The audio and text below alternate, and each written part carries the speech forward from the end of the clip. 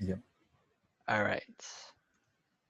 So this is our machine learning project on the Zestimate dataset by myself, Tanjit, alongside Thanh, Divya, Clara, and Ralf.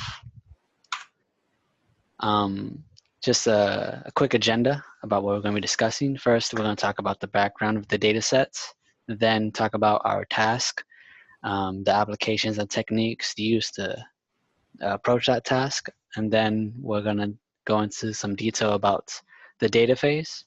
The data phase is where we clean the data. We made some graphs and tables to investigate this data, and then talk about some of the insights that we found from that investigation. After this, we would discuss the modeling phase, in which we did a principal component analysis, a linear regression, a deep neural network, and lastly, a random forest. And then the last thing we'll talk about is the results and conclusions from our project. So first, the background on this data set. This data comes from a Zillow website that connects all aspects of the real estate industry, whether you're buying, selling, renting, or just looking for information or data on the real estate industry. This is the website that has it all.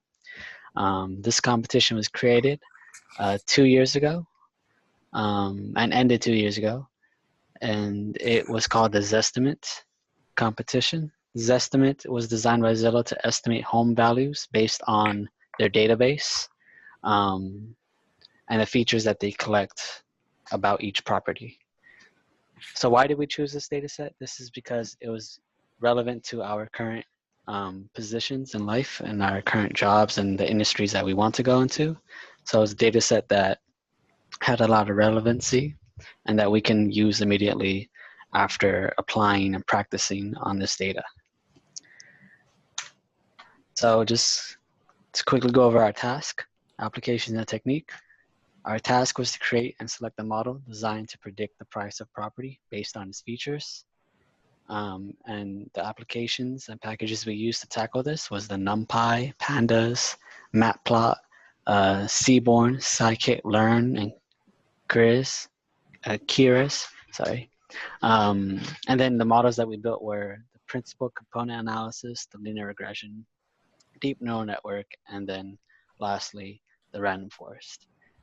Some techniques that we had to implement was filling in the nulls, dropping nulls, just finding ways to get through some of the challenges that this data set presented, as it was very dirty. So now I'm going to hand it off to Ralf, who's going to discuss more about some of the statistics that we found. All right. Thank you, TJ. As part of our initial exploration of our data, we pulled some descriptive statistics to just get an initial general idea of some of the statistics of our features within our data set. So within our code, you'll see a lot more detail about all the features that we did. But in this instance, we're just going to point out some of the key notable features and some of their statistics. For example, the mean finished square feet for a home was 1,800 square feet. The average bedroom count was 3 bedrooms. The mean bathroom count was 2.21. And the average year that a home was built in was 1964, with the oldest home being built all the way back in 1808, and the newest homes being built in 2016, right around the time the competition started. We also found interesting that the mode building quality type was type 4, which meant that most of the homes have hardwood and steel frames. Next, we did a correlation matrix and heat map to get a better understanding of the relationships between our features, and also to see which one of our features actually had the highest correlation in relation to home prices. So what we found was that finished living area square feet had the highest correlation to home prices at R equals 0.59. Other features related to bedroom, bathroom, and garage counts, in addition to those indicating square footage, seem to be highly correlated to the price of a home. What this tells us is that features that affect property size were highly related to home prices. Next, since we've seen that finished square footage had a high correlation with price, we want to get a closer look at how these two features related to each other. So one thing we did find, according to this, was most properties seem to be clustered around below 10,000 square feet at a home price of below 0.2. Next, we wanted to also see how other notable features related to our home prices. For example, we saw that higher bathroom counts actually correlate with higher home prices. And interestingly enough, more bedrooms doesn't necessarily relate with a higher home prices. And it also seems the most expensive homes are in County ID 3101, while the most affordable ones are in County ID 2061. We'd also like to note that the geographic location of most of these properties are in the Los Angeles area. All right. So for model selection, based on the results of our data exploring, we decided to apply our data to 4 models. They are principal coupling analysis, linear regression, deep neural network, and random forest regression. To compare those models, we're gonna explain later. So first, let's take a look at our first model, principal coupling analysis. So in this model, you can see after we analyze the result at a bar chart, the 40 features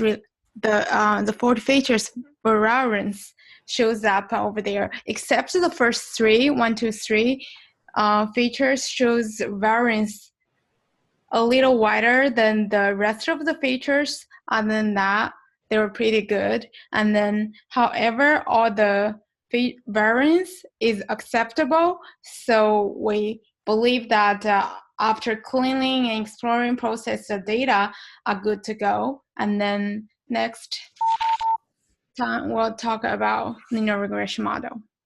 Thank you, Clara. So here's another approach we did. It's on linear regressions.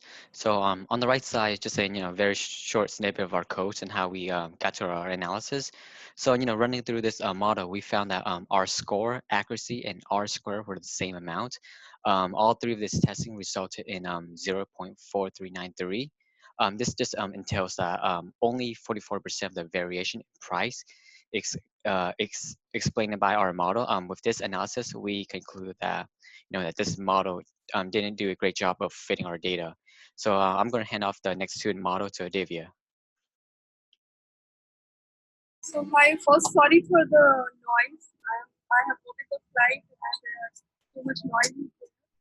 So for this deep neural network, we tried doing this network for our data set. We tried different combinations of hidden layer, neurons, epochs, but we didn't get any satisfactory result. Final DNN model which gave the result was only 0%.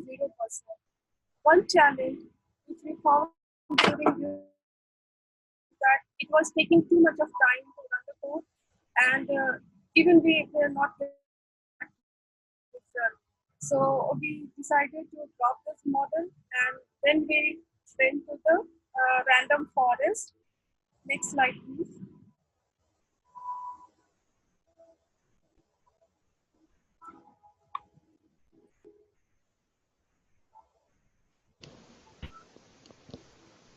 So we used a random forest, and this model gave us a pretty good score of 54%. And one challenge which we found during the random forest modeling is that we were not able to generate any metrics because we have used random forest regression. So because dependent variable was all numerical and in float, so we didn't have any binary outcome. So we have not used any metrics here. So finally, the result of these all modeling, we decided to go with the random forest because this is the best model we found, and the final accuracy was 55.79%. So this was the best model we found during our project. So next, PJ will discuss. Okay, so now to just summarize and just conclude our project. We did find a lot of technical challenges, one primarily being finding the right packages and ways to calculate precision recall and F1 scores for the random forest model and the deep neural network. And the reason this was challenging is because we were trained and we explored a lot how to calculate these scores with a logistic regression, where our dependent variable was a categorical or binary output of a 1 or 0. For example, the outcome of diabetes being a 1 or 0. However, in our project, we had to use a linear regression as price is a numerical variable. And yeah, that was just a big challenge. Of course, as Divya mentioned, we had a challenge with just resources and time.